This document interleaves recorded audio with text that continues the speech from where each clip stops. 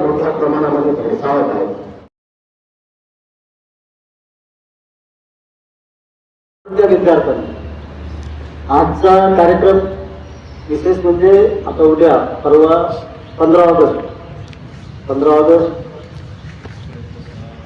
भारताचा स्वातंत्र्य दिन.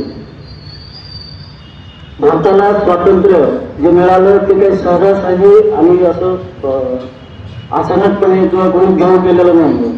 भारताला आपल्या इंग्रजांच्या राजवटीतून मुक्त करण्यासाठी भरपूर लोकांनी जीवनाचा त्याग केलेला आहे, प्राणांची आहुती दिलेली आहे. तर आता बऱ्याच या दरम्यानच्या काळामध्ये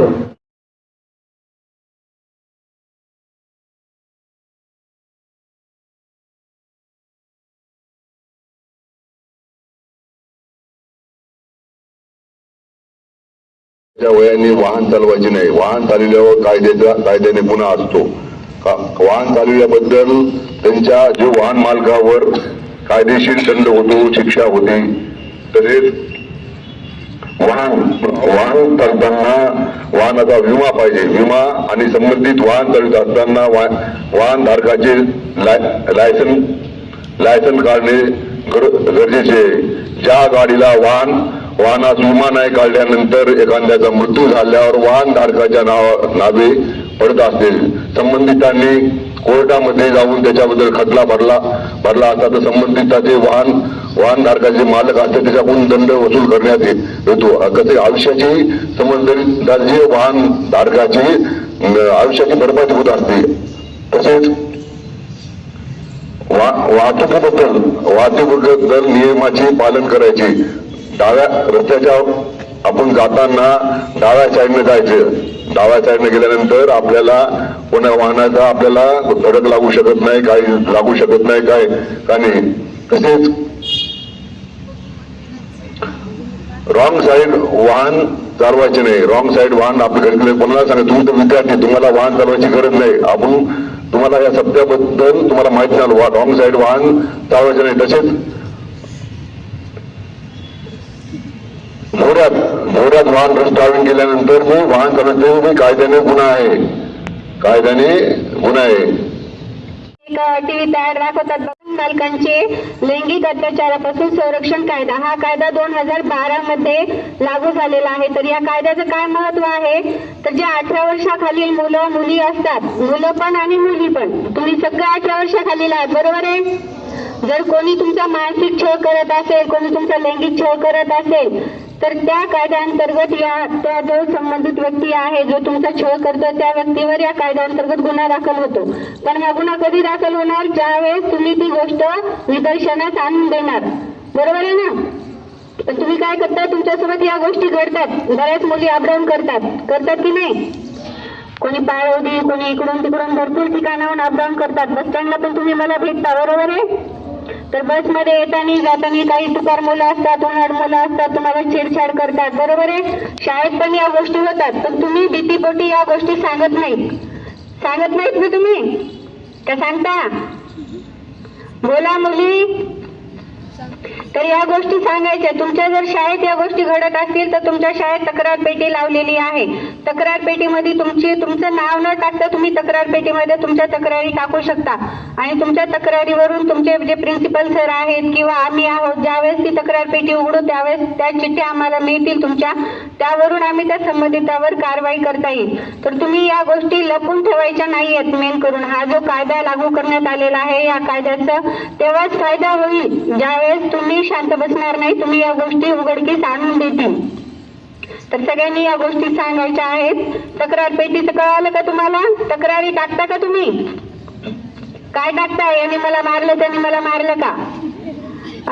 यांनी चिंता घेतला, त्यांनी वही घेतली, अशा तक्रारी टाकता ना? टाकता की नाही?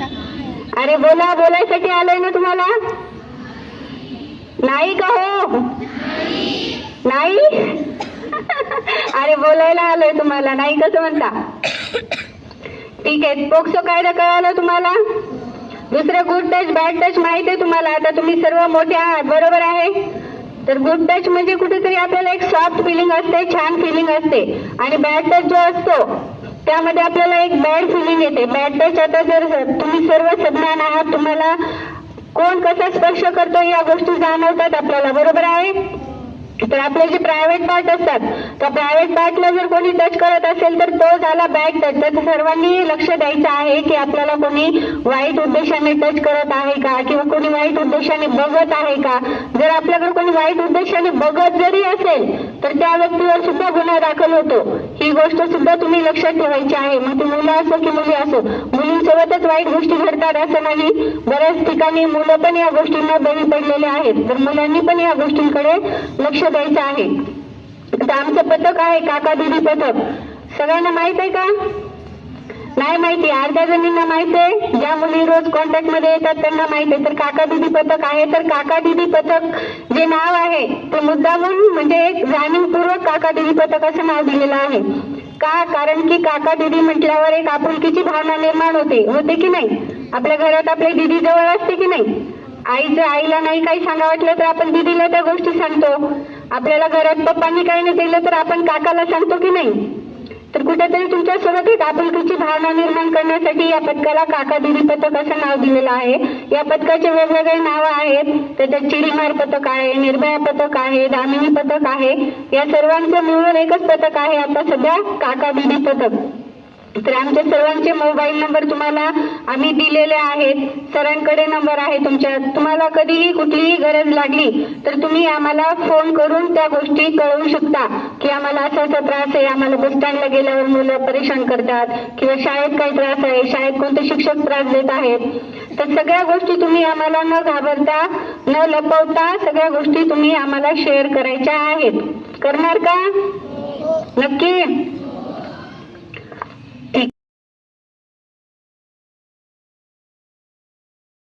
असतात ते एकत्र यायला लागतात.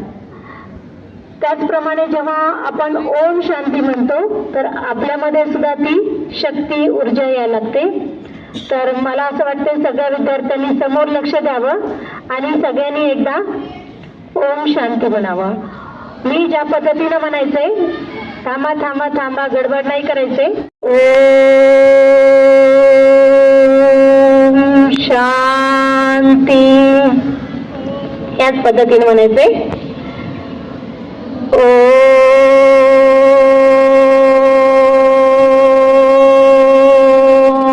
शांती. बस. तर तुम्ही फील केलं असेल की तुमच्यामध्ये ती ऊर्जा एक कंपनाच्या रूपानं आपल्या शरीरामध्ये प्रवाहित झाली. तर आज आपण खूप छान सुंदर असं वक्तव्य आपण मान्यवरांच्या द्वारे ऐकलं की आपण एक साधारण विद्यार्थी देखील आपल्या जीवनामध्ये किती श्रेष्ठ बनू शकतात. आज आपल्या मानवतला कंट्रोल करण्याचं काम पूर्ण पोलीस वर्ग हे सगळं करत आहे. जसं आपल्या शाळेमध्ये आपल्या सर्वांवर नियंत्रण शिक्षक वर्ग करतात, तसं पूर्ण मानवत शहरामध्ये त्यांचं पूर्ण कंट्रोल असतं. त्याचप्रमाणे आज बघा की आपले जे काही व्यसन आहेत ते आपल्या मनाला काय करत आहेत, आपलं कंट्रोल जे आहे ते सुटत जात आहे. आपल्या मनाचं कंट्रोल राहत नाहीये. आता आम्ही पाहते बऱ्याच वेळापासून तुम्ही इथं बसलेला आहात, तर विशेष मुलांचा जो काही कंट्रोल आहे तो इथं नाहीये. खूप जण जांभळ्या देत आहेत, खूप जण इकडे तिकडे बघत आहेत. बघा की हे तुमचं काय दाखवत आहे, एकाग्रता कमी होत चालली आहे. कोणाला वाटतं की माझी सगळ्यात जास्त एकाग्रता असावी? विद्यार्थी जीवनात एकाग्रतेची गरज आहे की नाही? आहे की नाही? हो किंवा नाही? तुम्हाला चांगला अभ्यास करायचा असेल तर तुम्हाला एकाग्रता पाहिजे की नाही? आज तुम्ही एखादा सिनेमा पाहता, पिक्चर पाहता, एखादा व्हिडिओ पाहता, तेव्हा तुमचं फुल कॉन्सन्ट्रेशन त्या ठिकाणी असतं आणि त्याच्यामध्ये शब्दानं शब्द डायलॉग तुम्हाला पाठ होतात. बऱ्याचदा तुम्ही त्यांची ऍक्टिंगही करता, त्याचं अनुकरणही करत, पण जसं आपण ऐकलं की आपल्याकडे जास्तीत जास्त तंबाखू किंवा गुटखा आणि ते सुद्धा तुम्ही करत नाहीयेत पण पाहता आणि पाहिल्यानंतर कधीतरी मनात येतं की बाबा हे सुद्धा आपण थोडंसं खाऊन बघायचं, याची टेस्ट काय असते, काय चव असेल किंवा कशा पद्धतीने ते तंबाखू चोळतात, कशा पद्धतीने ते तंबाखू तोंडात टाकतात आणि पुन्हा कसं त्याच्या प्रत्येक गोष्टीचं अनुकरण करण्याचा प्रयत्न करतात. तर या ठिकाणी जसं बघा की काही जण दारू जे आहे ते पण पाहतात की कशा पद्धतीनं पितात. जेव्हा ते पितात तेव्हा त्याचं जे ग्लासला ग्लास टच केलं जातं, चेअर्स हे पाहता तर त्याच्यात एक वेगळा आनंद व्यक्तीला जाणवतं. पण वास्तविक बघता ते आनंद क्षणिक आहे पण आपल्या जीवनाला जास्तीत जास्त दुःखदायक आहे. कारण त्याच्यापासून येणारा जे काही निगेटिव्ह एनर्जी आहे किंवा आपल्या शरीराला होणाऱ्या हानी आहेत त्या सगळ्यात जास्त आहेत.